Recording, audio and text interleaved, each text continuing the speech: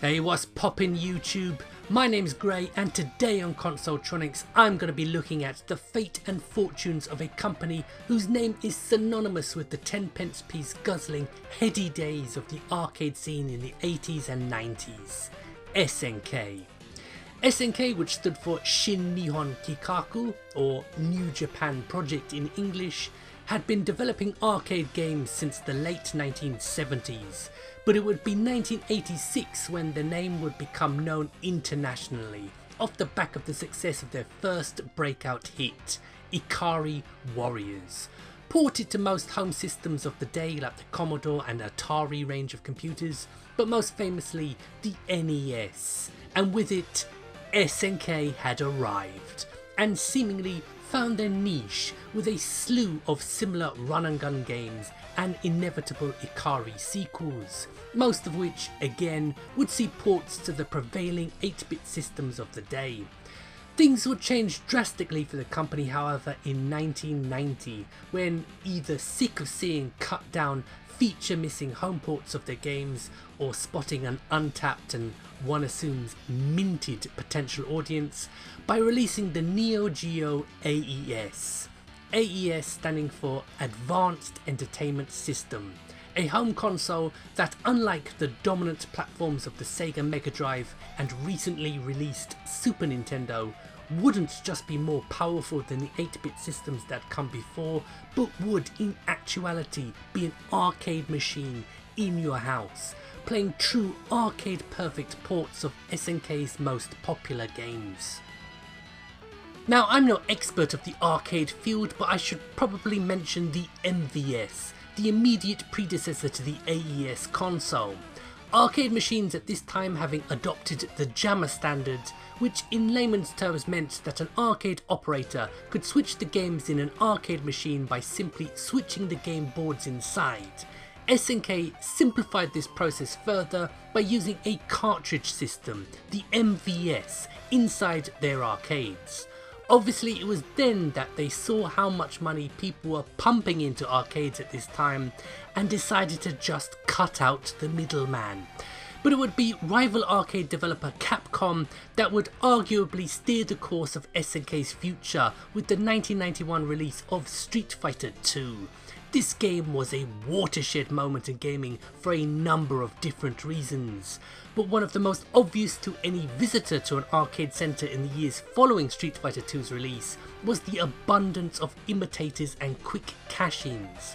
The 2D one-on-one beat-em-up arms race was on, and SNK wasn't going to be left at the starting line. Fatal Fury was the first, and for a long time probably the most well-known SNK brawler. A very playable, if simple clone, it introduced the plane shifting technique. This was followed by Art of Fighting in '92, which had a, at the time, novel feature where the camera would zoom in as characters neared each other and pull back as they disengaged. But it was the 1993 release of Samurai Spirits, aka Samurai Showdown, in which it seemed the student had surpassed the master. With this title, SNK lifted themselves out of the crowded pack of imitators and positioned themselves as the #1 developers of the fighting game. All these games and more besides would also be available on the AES.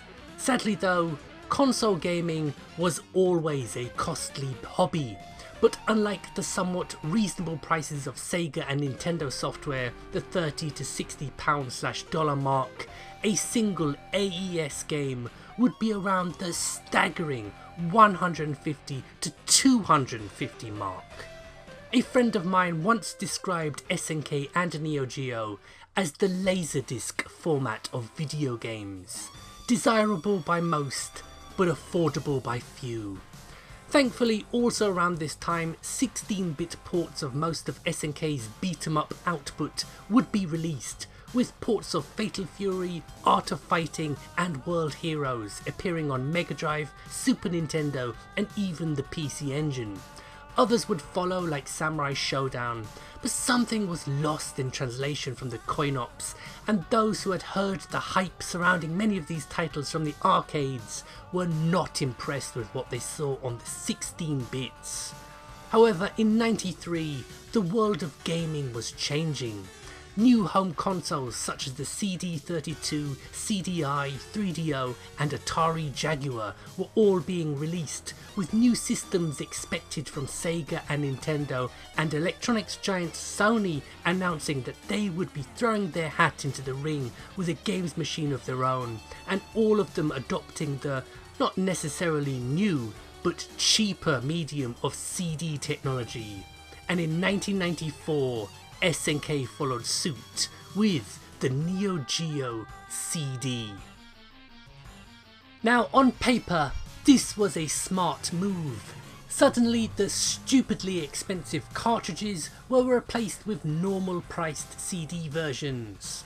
Problem was, those who already had an AES couldn't take advantage without shelling out again for the new console, which was identical to its cartridge based cousin. No new features or upgrades whatsoever. A nice controller to replace the arcade stick simply wasn't enough, and the loading times could at times be farcical. This would be addressed to a point with a revised CDZ console, but proved too little too late.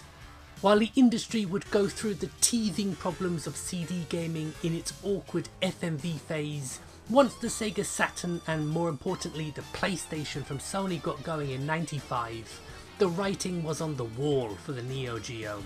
And while there would be last hurrahs with the releases of games such as Metal Slug and King of Fighters, SNK's decision to stick to 2D games, while applauded by game purists such as myself, only added to the misery as 3D gaming became the dominant genre.